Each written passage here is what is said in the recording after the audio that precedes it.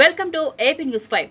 Vijayawada hotel Murali ఫార్చ్యూన్లో NRI మహిళా wing ఆధ్వర్యంలో జరిగిన తెలుగువారి నారీబేరిలో పాల్గొని పలాస నియోజకవర్గానికి తమ వంతు సహాయం చేయాలని, దానికి తన మద్దతు ప్రభుత్వ పరంగా పూర్తిగా ఉంటుందని, ఎన్ఆర్ఐస్ కొన్ని గ్రామాలు దత్తత తీసుకుని పల్లెలలో మహిళల యొక్క జీవన ప్రమాణాలు మార్చాలని, ఉద్దానం మహిళలకు కనపడే వ్యక్తిత్వం కాదని, అయితే వారికి సరైన పరిశ్రమలు ఏర్పరిస్తే వారి యొక్క జీవన ప్రమాణాలు మెరుగుపడతాయని, వారి యొక్క జీవన ప్రమాణాలు మారుతాయని, దానికి ఎన్ఆర్ఐస్ సహకరించాలని కోరారు. ఈ కార్యక్రమంలో మొత్తం శాసనసభకి ఎన్నికైన మహిళలు పాల్గొన్నారు.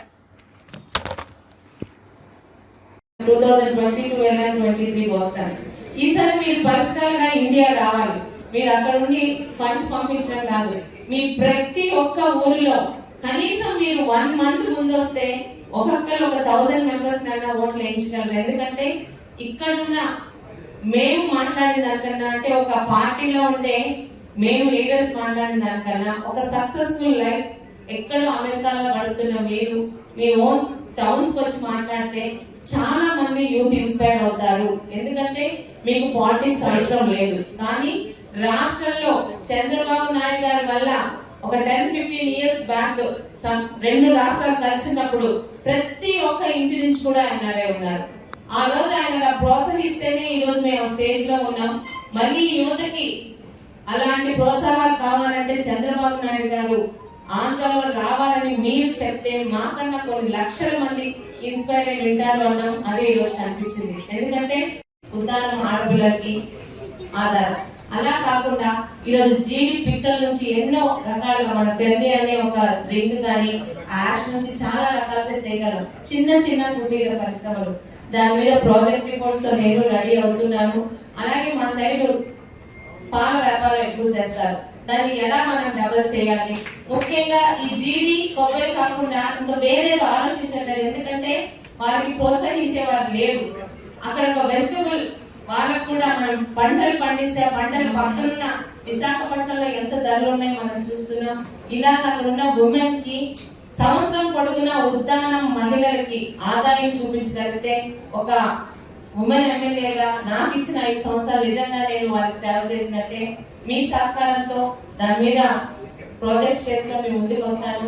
దయచేసి ఒకసారి ఇక్కడ నుండి సహాయం చేస్తామనుకున్నా మీరు మా ఏరియా ఒక రాగలిగితే యూ హ్యావ్ ఎన్ ఐడియా. అక్కడ ఉమెన్ మీరు కలగగలిగితే అక్కడ ఉన్న అట్మాస్ఫియర్ కానీ వారి తాలూకా మెంటాలిటీ మీకు అర్థమవుతుంది. So I really thank you for giving an opportunity. గెలిపించిన వరకు ఒక బాధ్యత, గెలిపించాక చంద్రబాబు నాయుడు గారు ఎన్నుకొని తప్పు చేయలేదని 175 నియోజకవర్గాల్లో ప్రతి ఒక్కరు అనుకోవాలంటే చాలా మంది మీ నాకు ముందుకు రావాలి. And really, I want to take that opportunity from you people. Please visit Palasa. ఖచ్చితంగా మీరన్న ప్రతి ఒక్కరు కూడా ఉద్దాన మహిళలు అంటే కష్టపడే మహిళలు, వాళ్ళందరూ కూడా మీరు చాలా ఇన్స్పిరేషన్ అవుతారు. నిజంగా కార్యక్రమాన్ని నన్ను కూడా భాగస్వామ్యం చేసిన ప్రతి ఒక్కరి పెద్దలకి, శివాని గారికి అందరికి కూడా పేరు పేరుగా ధన్యవాదాలు. Thank you. అక్కడికి వెళ్ళాక మన బాధ్యత కన్నా ఎక్కువగా మాతృ రాష్ట్రంలో తెలుగుదేశం పార్టీ రావాలంటే, తెలుగుదేశం పార్టీ వస్తేనే రాష్ట్రం బాగుంటుందని ఒక ఎయిమ్తో అక్కడికి వచ్చిన తెలుగు వారందరినీ చూశాక ఇక్కడ ఉన్న వారికన్నా వారికే ఆ బాధ్యత ఎక్కువగా కనిపిస్తుందని ఒక ఇన్స్పిరేషన్ తోని తిరిగి ఇండియా వచ్చాక ప్రతి మీటింగ్ లో అదే చెప్పేదాన్ని. ఎక్కడో హ్యాపీగా సెటిల్ అయిపోయారు, ఇక్కడికి రావాల్సిన అవసరం లేదు, ఆలోచించాల్సిన అవసరం లేదు. కానీ మనకన్నా రెట్టింపుగా ఆంధ్ర రాష్ట్రంలో మళ్ళీ ఒక సుస్థిర ప్రభుత్వం రావాలి, రాష్ట్రం తాలూకా బ్రాండ్ వాల్యూ పెరగాలి, అక్కడున్న మా తల్లిదండ్రులకి అక్కడే ఉండేలాగా ఉండాలని వారి తపన. ఈరోజు మొత్తానికి తెలుగుదేశం పార్టీ సాధించిన విజయంలో ఖచ్చితంగా ఎన్ఆర్ఐ పాత్ర చాలా ఇంపార్టెన్స్ గానే ఉంది. అది ఖచ్చితంగా నేను నమ్ముతాను కూడా.